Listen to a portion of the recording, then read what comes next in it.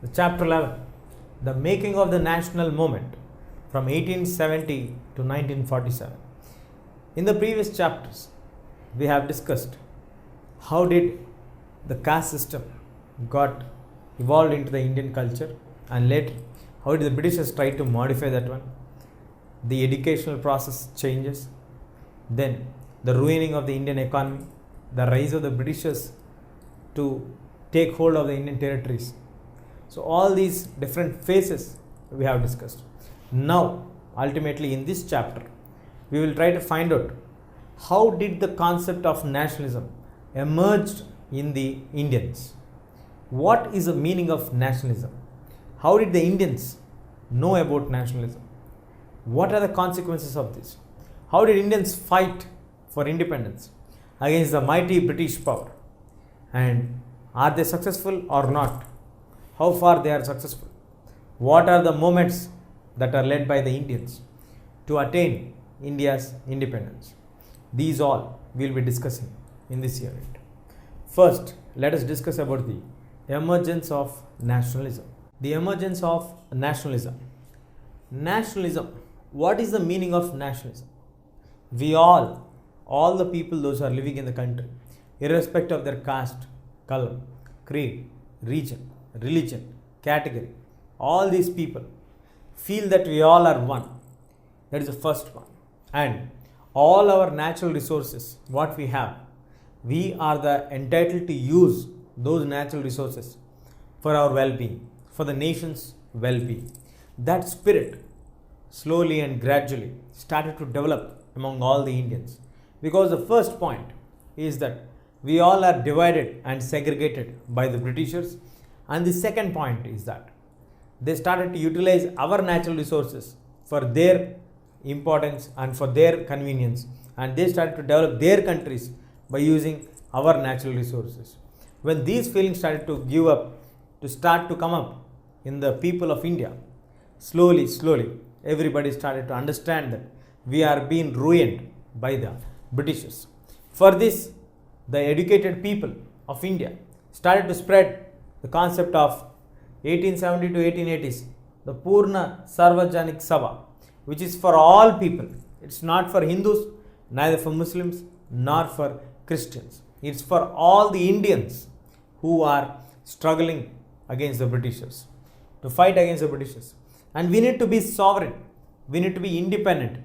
We should have the capacity and the knowledge to rule our own country. And we are not following, or we are not being taken advice by anybody to rule our country. So we should inculcate the sovereign attitude, as well as the Britishers' attitude also became suspicious when they first passed the Arms Act in 1878, where the Indians are deprived of holding any arms. The other category is that the Vernacular Press Act, where Indian people cannot raise their voices even through their newspapers if any atrocities or injustice when it happens to the Indians, when it is reported in the media, people used to get very much angry, and they used to confiscate the press, especially the Britishers used to confiscate the Indian newspapers printing machines also. So the other point is that Ilbert Bill, which brought Indians and the Europeans under the same law by getting equal status for Indian judges as well as the British judges. But when the Britishers opposed this, when the white opposed this, immediately the Indians are enraged from this bill. So this discrimination, this inequality forces the people to think.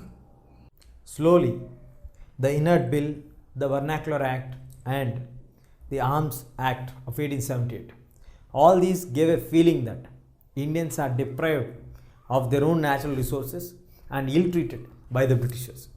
In order to make this as a national debate, in order to highlight this and create awareness among all the Indians, all the important elite community people met at Bombay. That is 72 delegates met at Bombay in December in 1885 and formed the Indian National Congress. The main people who guided for the formation of Indian National Congress is the first Dadabhai Naoroji, who is a distinguished publisher as well as an educated person who settled in England, who also was a member of Parliament of the Great Britain once. and who guided the young nationalists at that time. And later we have A.O. Hume, the retired British civil servant, who guided them to form a platform to express their views. So, like this, the Indian National Congress emerged. A nation in the making. So, in this part, we will be discussing about how the Congress, after getting established in 1885, turned India to be a strong nation to fight against the Britishers. The first early 20 years of Indian National Congress is considered as a phase of moderates. Why the historians call this phase as moderates? Because the early people of the Congress leadership believed in the pray and the petitions method.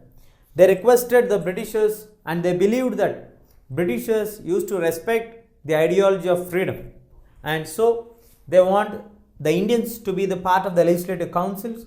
They want high positions in the government to be handed over to the Indians, as well as the civil service examinations should be conducted in India also, not only conducted in London.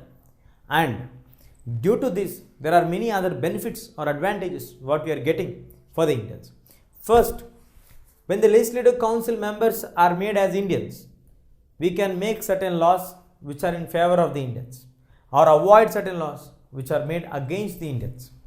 In the similar way, when high positions are given for the Indians in the government administration, the people can make the Indians to be the role models to the others, that you can also serve the nation, as well as we can also stop the unjust actions taken by the British officials at that time. And high civil service examinations. The civil service examinations are the examinations which are conducted in London for the administrative posts which are held in India.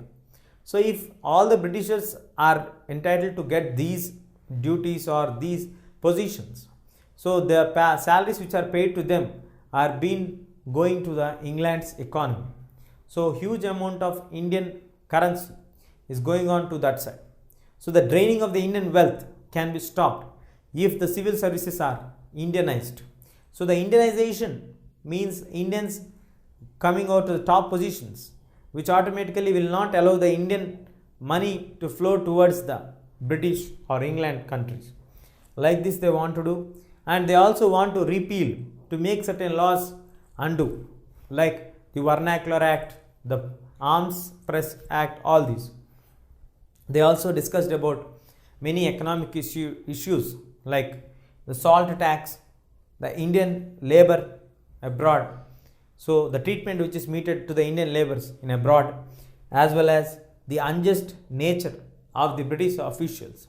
All these are discussed through the petitions, through the newspapers, through the articles, through the journals. This everything was discussed in across the country, but in a peaceful way, in a petition manner. They used to request the British officials to respond, to consider our concerns. But we have the next category or the next period where the extremist groups dominated the Congress for nearly 20 years. Those period is considered as extremist group, that is from 1905 to 1918. So nearly 15 to 18 years we have the dominance of the extremist groups, the young people who want to rebel against the British government. They believed in the bombing policy, they believed in the Naxal policy, they believe in hatred, they want to show that they don't like the Britishers. One among them, famous leader, was Bal Gangadhar Tilak, who told rightly, freedom is my birthright. So what happened here? Who are the main leaders of this? Let us discuss now.